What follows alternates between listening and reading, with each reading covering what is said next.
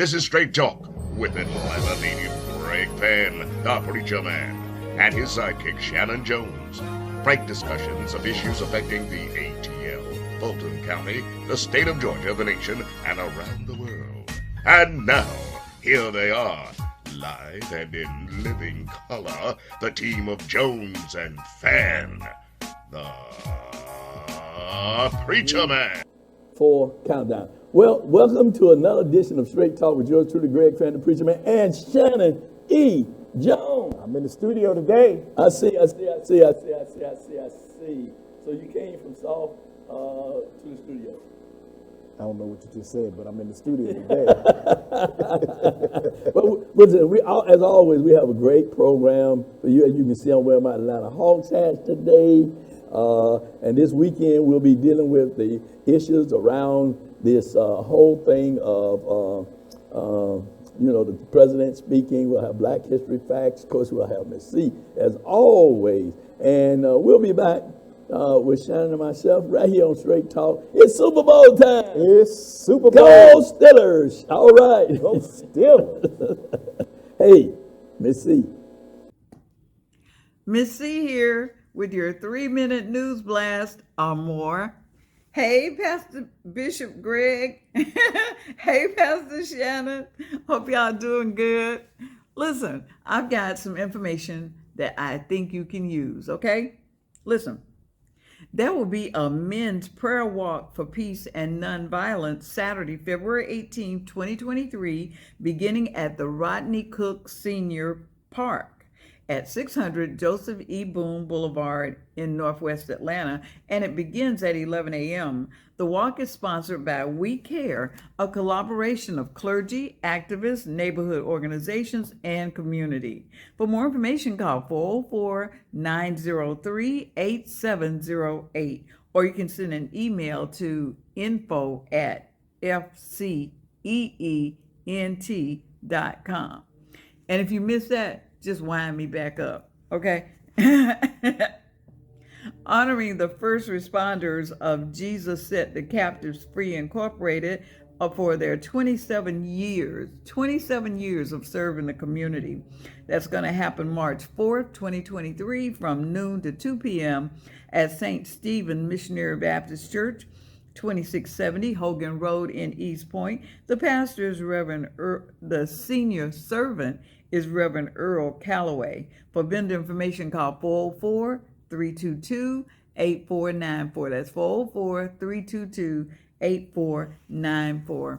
And listen, I urge you to donate needed necessities for people in all types of tragic situations. Last week I talked about babies needing diapers, and they still need more and more diapers. And you can go online and search for legitimate organizations like MUST Ministries, that's M-U-S-T, MUST Ministries, and donate what you can. And, we all have needs at certain times. You never can tell, it might be you one day. So let's try to help where we can. Blood donations are low. They're asking for blood donations. If you can donate blood, please call up the Red Cross and make you an appointment, or join a blood drive around the city. And there are food banks that need food, because they send out the food to various areas where people have had tragedies, maybe even a house fire, or a tornado, just so much is going on. So let's help out where we can, okay? And listen, I'd like for you to do 4 things for me. I'd like for you to like us, subscribe to us, and there are 2 little buttons on the front of your screen where you could just punch it and do that. And I would like for you to comment on us and then share us. Okay, just 4 little things I'd like for you to do. And if you have any news you want to share with the people, in the community, send it to me at straighttalknews1362@gmail.com. That's straighttalknews1362@gmail.com. And we're going to see you right back here next time. Well, I tell you today, man, it's Shanan. Miss C is on it, ain't she? Man, always. Miss C is on it. You said today. Miss C is always on it. She's always on it. Always on She's it, Miss C. goddamn What we thing. without you, I'm telling you. She's the Walter Cronkite, the barber of our day. You understand what I'm saying? Well, she talked about the clergy walk, or the clergy interfaith walk that's going to take place to deal with gun violence. You know, the Concerned Clergy and Citizen in South Florida Minister Alliance and other ministers, we did it some months ago on Peter Street with Bishop Michael Canyon, with a candle, and Pastor Meats Yeah. in that area over there. And then they're going into the Vine City area, and they want to, you know, we need to just keep walking. just keep walking. Scripture keep say, pray without ceasing. Absolutely. And that's where we are today. We need to just keep walking and keep praying. I was just coming here today. I saw 2 brothers getting arrested today. Oh, you man. know, I don't know what they did. But you know, we've just got some issues that we got to deal with. Well, first of all, we got to get people back to God, people back to believing in God. And How do then- we get people back to believing in God? Well, I'm going to tell you this. Preach the word of God. Talk about Jesus. I think Talk we can. Now about, that we can do. yeah, talk about Jesus. But I ain't responsible for you. Everybody got to be responsible for their own. Well, they're going to be responsible for Yeah. their own, but they got to be taught first. You know, No, wait, I disagree with you on that. I We're going to get disagree some with you on pushback. that. We're going to get some pushback today. Our job is to preach the gospel. We're going to preach it. Now, they wait a can minute, believe it or what gospel? not Wait, believe wait a minute. What gospel are you preaching? That's I'm what I'm preaching the talking about. gospel of Jesus Christ. All right, then. Well, that's what I'm That saying. is the gospel. That- Ain't no well, other gospel. All right, Is then. there another gospel? Yeah, that, All right, well, no well, other I know- gospel I know than the other- gospel. Well, other people make other things the Ain't, truth. but that's a gospel. Right then. The All right. gospel. All right, then, I don't got to say when all we that. get, Ain't when but we one get, the but gospel. when we get back That's to it. the Talking to gospel, the bishop. when we get back to the gospel, That's right. And as I ministered this past week, the Yeah. essential gospel. What's the essential? Yes, we know that Jesus lived. We know that he died. We know he resurrected. We know he's coming back again. We know all those things. But what is essential is the message that Jesus said that we are to do. He commanded us. He said, "This commandment I give unto you, that you love you one another as I have loved you." That's what's essential. That's the missing thing. Now, we're not preaching and teaching love. We're not giving and showing love. We're dealing with hatred, envy, selfishness. Who's doing greed. that? We are, ministers are. I'm going to say this because we are I'm not focusing. doing that. Well, maybe not. And I'm not You're saying not all doing I'm that. not saying that all ministers. Like you ain't doing it. Too many ministers are doing it. Too many ministers are doing it I'm in just- terms of that's what people see. Yeah. That's what people see. Bishop, but T. DeWitt Smith ain't doing it. No, he's not doing it. I All mean, right, I'm just all talking about what people see. What's focusing? What they're seeing, I what's know. going out on social media, what's going out on the TV, this whole message of prosperity, this whole message of the blessings and all these things. I don't got no problem with the blessings and prosperity. Oh, you don't? I don't, because the word tells you you're gonna prosper, even as your soul prospers. I don't have no problem with that. What I have a problem with, What do you have a problem with? what I have a problem with, is people turning their back on the Lord. I have a problem with people trying to turn Jesus into a genie. You know what I mean? Well, you can just rub him let me- and just, let me- you let me know, get- let me give get- me a let me car, get- give let me me this, get- that, hold and on, that. I got a problem with that. Okay, in well, 2 let me- days, let me- your whole hold on, financial, hold on, in hold 2 on. days, Hold on for a your minute, whole hold on for a minute. financial situation is Just gonna turn around. Stop it right there. before you That's go- what I have a before problem you- with. Before you I go don't have too a problem far. with- yeah. Till you go too far. Yeah, I won't Till go you too far. before I you go won't too go too far. far. I agree with you. All And right. that's what I was saying. All right. But if you want to further elaborate, that's fine. I'll let you have that. No, okay? no, I'm not going further. But here's where we started, Okay, because we can go on and on with this. right. Our job is to preach the gospel of Jesus Christ, which is love and all the essentials of the gospel. Right. But if you want to go wash your car and go to brunch on Sunday, and no man know the hour, you know, and you going to brunch and you going on you more worried about getting a Beyonce ticket than salvation. You more worried about Ticketmaster, trying to get on. I'm hearing all these people crying because they can't go see Beyonce. You gonna be crying when you can't go see Jesus. That's what I'm trying to say. Well, that's all I'm trying. But it ain't much. I can't believe for you. But let me just say this. Let me say this.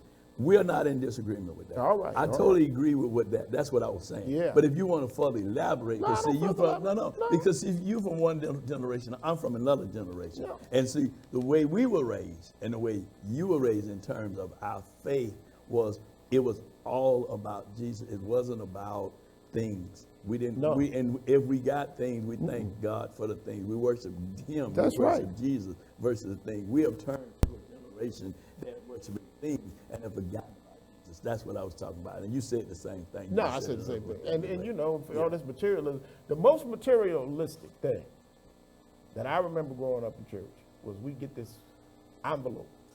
Now you in this one church, it's be hot in the church, it be hot.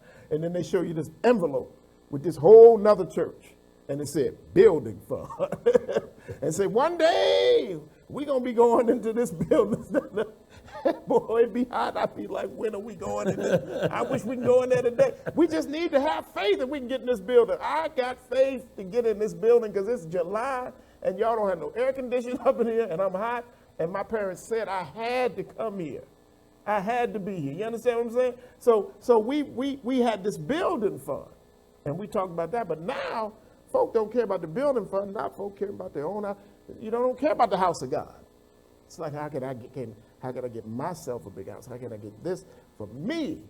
Okay, but as a community of faith, how do we make sure? He's still on it. We've already concluded that. You know what I'm saying? You but we can keep going with this thing. But let's move on. Because it's called straight talk. It ain't straight theology. But it is. But we're going to have some theology and some doctrine. But it's straight talk. But it's all right, though, because I agree with what you're saying. I totally agree with what you're saying. I'm not in disagreement. I don't want people to miss your comment about love. Right. And you know, love and not understand there's some whole other stuff that you got to be dealing with. But the whole post-COVID virtual church where everybody's, you know, everybody at home at Pillow Baptist and Pillow Presbyterian and, you know, all that stuff. But go ahead, let's move on. Let's move on. It's your show. I'm just a sidekick. Yeah, but let me just tell you something. We're going to move on, and we're going to move on this way because what you said was very true. That's what I was saying too. But we are two different generations, and that's how we determine or look at things. We look at it differently. You're looking at it about Beyonce and Take Ass and stuff. I don't even know who Beyonce is. Neither do I care. Oh, wait a minute. Now we got to tell the truth, shit. Definitely. Right. You don't know who Beyonce is. I don't know who Beyonce is. You ain't never heard of Beyonce. I've heard of the name, but I'm just saying I don't know. If I showed you a picture of Beyonce and I showed you a picture of Della Ray, you wouldn't know Beyonce from Della Ray. I don't know those people. I don't know those people. You mean know them like I know you? No, I don't know them in terms of I'm not into them. If you say Beyonce, I know the name Beyonce. And you know if you see her, that's Beyonce. If I saw her, I probably know it. If somebody said that's Beyonce, I'm serious. Trust me, you know. Okay. That is straight talk. All right, then, well, I don't. You know it. Well, I'm gonna put it like this. Pretty good. I don't know. Well, okay, that's what I'm saying. Why our generation is different. Why I'm behind the bank? I don't know. I don't know because maybe you need to be behind a bank. You got the city and I got the bank. Well, what's going on? Praise the Lord. We're gonna move on for Black History Fact from one generation to another generation. His Beyonce generation, my Shirley Caesar generation, and James Lee generation. The two different generations. As we move on now to Black History Facts with Brother James Broom. Greg Fann, the preacher man, with Brother James Broom and Black History Facts right here on Straight Talk. This is Minnie M. Gettings. She was the first black female postmaster ever in this country. She attended school in Lexington and Indianola, Mississippi, and later graduated from Fisk University at age 19. After graduation, Miss Gettings married Wayne W. Cox, who was the principal of the Indianola Colored School and the city's first black alderman in 1888. The couple were politically active, and as a result, Minnie M. Cox was appointed postmaster in Indianola, Mississippi by then-President Benjamin Harrison. Now, Mrs. Cox not only had the prestige of a presidential appointment, but as postmaster, Mrs. Cox had a salary of $1,100 a year and was the first postmaster in her community to have a telephone installed in her office at her own expense so that the local population could call to see if they had any mail. Well, needless to say, because of her race, Mrs. Cox was pressured out of her post. But then President Theodore Roosevelt, who continued to pay her salary, punished the whole town by having their mail rerouted 30 miles away until they gave Mrs. Cox her position back. They forgot her, but we won't. It's been Black History Facts with Brother James Groom right here on Straight Talk. All right, well, we're here now with Councilwoman Keisha Wade. Hey, Keisha. Bishop, it's a pleasure to be here. Oh, it's always a pleasure to have you. Keisha, you've been around a long time. You've been out here in public service, and you served as state representative, and you served there. You were very involved in the community, and now you're on the city council, city of Atlanta, and you're dealing with a lot of challenges. Atlanta's really growing by leaps and bounds. When you ride around downtown Atlanta, it's just native Atlantans like us, we've lost a lot of our heritage and all over Atlanta, not just downtown Atlanta, but all over Atlanta. But we're dealing with these young people and violence and what's going on with the young people. Now, as a minister, we're very much concerned with our young people, and it's this faith thing, this God thing, and not believing in God and not respect, total disrespect. When you see all this stuff going on, from where you sit in your vantage point and you serve, how do you legislate or look to legislate to bring about change? Well, we're going to have youth Bible, basketball. We're going to do youth basketball. Does that help? We're going to have youth summer camp programs. Does that help? What kind of options out there? What kind of things that you're looking at to help? Okay. So, one, thank you for the invitation. You're more than welcome. I'm grateful. I appreciate the work that you do. I also want to point out that I live probably within a 2-mile radius of the facility today. And I mention that to you because you've seen the challenges that we've had on Metropolitan Parkway, formerly Stewart Avenue. So I think that's important to bring that up in this conversation. Sure. Right, we changed the name, but we didn't put the investment back into the community. Right. But you're asking questions about the proposed curfew. So one, I don't want to take credit because Zion, Charles's mother, appeared before the council and made public comments encouraging the city to adopt a curfew. Okay. I didn't even know we had a curfew, which we didn't. The existing legislation is 11 p.m. for individuals who are, I believe, 16 and under, right? So there are provisions for work, school-related activities, and religious activities. That's already on the books. Okay. The challenge that we're seeing, that we're discussing today, is that we're seeing younger people who are impacted by gun violence. And I think Zion is 12, Cameron, I believe, is 16, and Deshaun recently 13. And so that is unprecedented. I grew up during this murder children like you did. Right. And we were older than this. I am. But nonetheless, Sure. we remember the anxiety and fear all over the city. I also distinctly remember the PSA announcement, do you know where your child Oh, is? absolutely. I just remember that so clearly. And so I say all of that to you to say that I have never seen this level of gun violence in my 50 years on the earth in the city of Atlanta that has impacted children. I've never seen that. And so for that reason, in response to Zion's mother, I think it's important that we act. And I believe that I don't have children, and I don't present to be the authority on this issue. I don't believe that a curfew is a one solution or a panacea. I don't believe that. Frankly, I believe that it will take the faith community, the parents, the retail business community, everyone stepping up to find a real solution. I think that a curfew, however, is necessary as a tool for parents and law enforcement to set boundaries and parameters, because I don't believe 12-year-olds should be unsupervised and should be out in our city, given the challenges we have specifically to human trafficking and the predatory environment that we see here in the city. Well, you put a lot on the table. Is there a call, and I know that the ministers, and we did this some months ago, Concerned Black Clergy in South Florida Ministry, why we partner with other ministers over in the Peter Street area, Peter and Mac Jackson Street. So, a lot of killing going on at that time. And Chris 180 was over there and all that. But we've seen it now. It's elevating. It's elevating. Now we see more ministers now, like February the 18th, they're going to do something in Divine City area with a prayer walk, right? And we see that people are trying to do something, but we're not doing it. We're doing it in silos. Absolutely. How do we come together? Has there been some call? I know that the mayor had called the ministers together. We came together and we talked. But talking is one thing. Action is what we need. We don't need it. It's too much. It's already a lot of talk. But and talking ain't solving that because it's getting worse. So when is the action going to kick in terms of people can begin to see the changes and the results? As an elected official, I was a former elected official myself. As an elected official, we set policies. But then we have staff that have to implement the policies that we establish. And you have to have staff who really are concerned and really serious about getting things done and not changing the policy, the intent of the policy.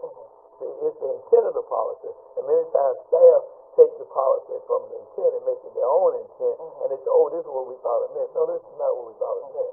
You talked about a curfew. When has that curfew been imposed? That's already on the book. It's already on the book, you said. But is it being imposed? See, that's the issue. See, had it been imposed and was being imposed, probably wouldn't be here. See, we start stuff, then we stop. We don't keep it going. And that's even with the ministers. We start and then we stop. I'm gonna stay away from this. I'm gonna leave you over there on the ministers. You don't have to. I don't want to because get you that. but you don't have to because my name is Greg Fann, preacher, man. I can have it. Okay. So I'm just saying, even with the ministers, we start and we stop. We start and we stop. But we're not consistent. It's consistency that's going to bring about change. It's consistency that's going to bring about changes. And so that's what I see is the starting and the stopping. And the other thing that I see is the parental control. Like when you came up, I came up, and you're younger than I am. But the reality, we had parents that when that message came on and said, do you know where their children are? They knew exactly where we were. Exactly where we were. And if we wasn't there, we better be getting there because after we got there, then it was going to be some retribution for not being there. But now we have parents, they don't know where their children are and act like they don't care where they are, right? And so that message, that's one thing that when I talk about consistency, right? That message was something that was played all the time. And it was embedded in parents' mind, it was embedded in the children's mind, but where is it at now? And even though we're talking about it, ain't nobody coming back and say, well, we need to get that message back. We take things and throw things away and discard things that we should keep. Like litter. Litter's another thing. Don't be a litter bug. People throw stuff on the street. They're coming up with it. When you see that, I remember all the time. Don't be a litter bug. They give you little bags in your cup and you put it in your bags in the cup. So when you get to a trash can, you throw it in the trash can. So there are basic stuff that kept us on the straight and narrow and kept us to be respectful. So, I agree with what you're saying. It's got to be the parents. It's got to be the clergy. It's got to be every institution in the community got to come together, and we have to do this. Nobody taking credit. That's the other thing too. Everybody want to take credit. But credit belongs to God. To God. That's what the credit belongs to. I appreciate it. As a woman of faith, that means a lot to me. Right. And many of the challenges I think that we are dealing with, frankly, are spiritual in faith. And so, again, the faith community, I believe, will play a pivotal role.